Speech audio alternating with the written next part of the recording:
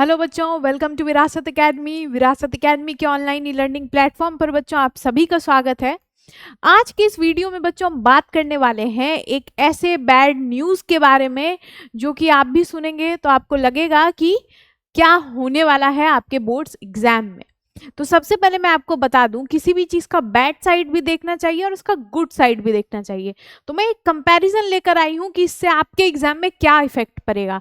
जैसा कि आप सारे न्यूज़ आर्टिकल्स में देख रहे होंगे, ये न्यूज़ आपको हर जगह दिखाई दे रही होगी और ये होने भी वाला है कि एआई जो है आपके कॉपी चेक करेगी। मतलब एआई टू रिप्लेस जो आपके टीचर्स थे कॉपी चेक करते थे, अब वो ना करके बल्कि एआई आपका कॉपी चेक करेगा। ठीक है, AI that is artificial intelligence. बच्चों ये आपके अगर कॉपी चेक करती है तो इससे क्या इफेक्ट होगा और क्या गुड साइड है इसके, क्या बैड साइड है इसके, ये दोनों हम देखेंगे। तो आई नो सारे बच्चों को इस बात की घबराहट हो रही होगी, क्योंकि अगर किसी भी टाइम एक नई पैटर्न आती है, नया कुछ ऐसा इंट्रोड्यूस होता है, तो सवाल ये होता है कि किस तरीके से इम्प्लीमेंट होगा, क्या उसके प्रोज कॉन्स हो सकते हैं। ये हमारे लिए एक चिंता का विषय है।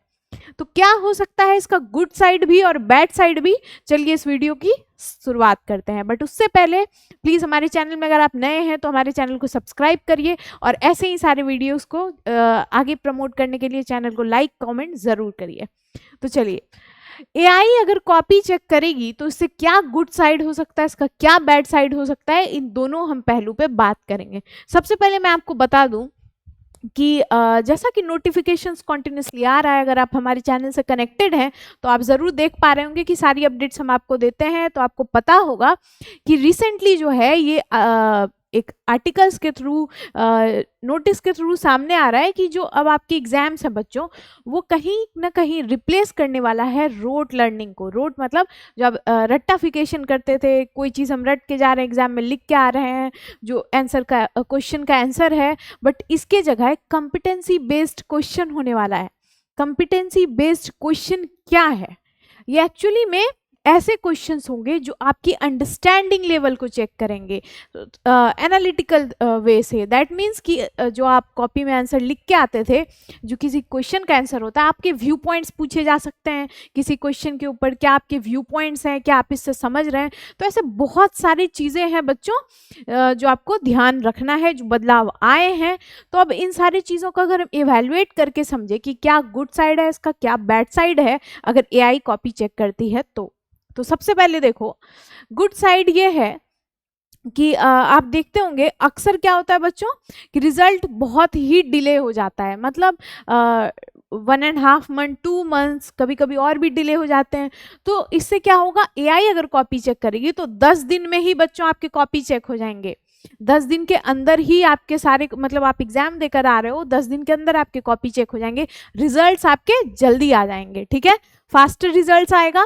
ट्रांसपोर्टेशन ऑफ पेपर बंडल्स, मतलब ये सारे जो पेपर बंडल्स होते थे, आप लेट से आप कहीं भी एग्जाम देने जाते होगे, आप देखते होगे एग्जामिनर आपकी बंडल्स कलेक्ट करते हैं, शीट कलेक्ट करते हैं, फिर वो एक जगह से दूसरे जगह ट्रांसपोर्ट होता है ट्रांसपेरेंसी रखने के लिए कि कहीं और से चेक होता है।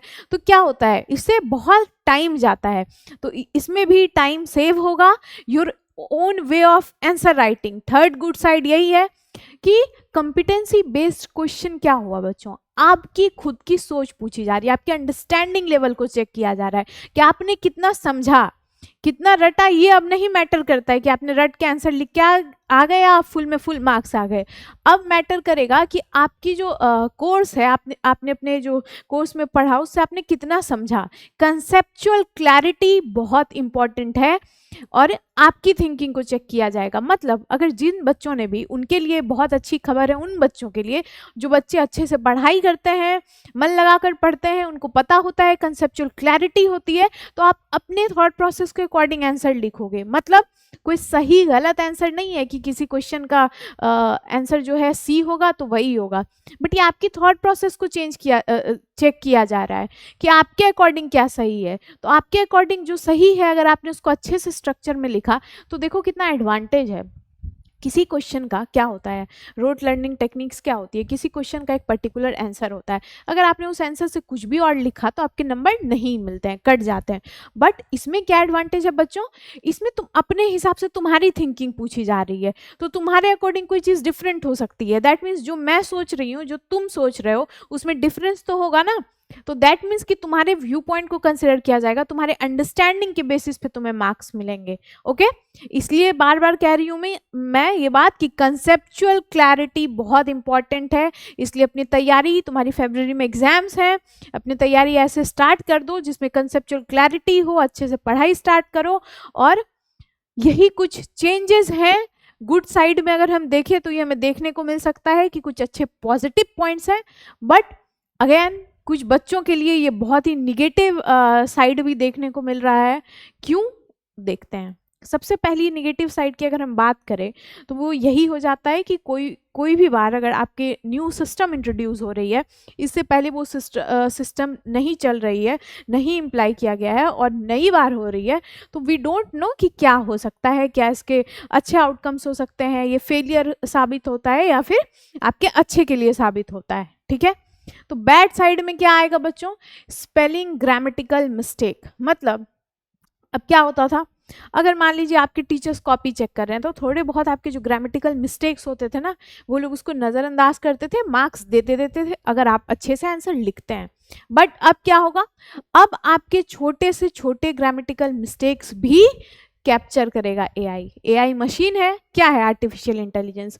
ह्यूमन तो है नहीं, इमोशंस तो है नहीं कि वो ये सोचे अच्छा ठीक है बच्चे ने अच्छे से आंसर लिखा है, एक दो ग्रामेटिकल मिस्टेक्स हैं भी तो नंबर दे देते हैं। ये क्या करेगा, आपके हर ग्रामेटिकल मिस्टेक्स को डिटेक्ट करेगा, जो भी आपने गलत लिखा होगा उसको ईजिली डिटेक्ट करेगा, क्योंकि मशीन है ये, इसमें ह्यूमन इमोशन नहीं है। ठीक है, और पासिंग मार्क्स का इशू रहेगा। पहले क्या होता था कि अगर मान लो 32 पे पास हो रहे हो, अगर 31 आ रहा है तो टीचर क्या करते थे, दे देते थे मार्क्स, कि एक नंबर से क्यों कोई फेल हो जाए, उसका साल बर्बाद हो जाए, तो इस वजह से मार्क्स दे देते थे।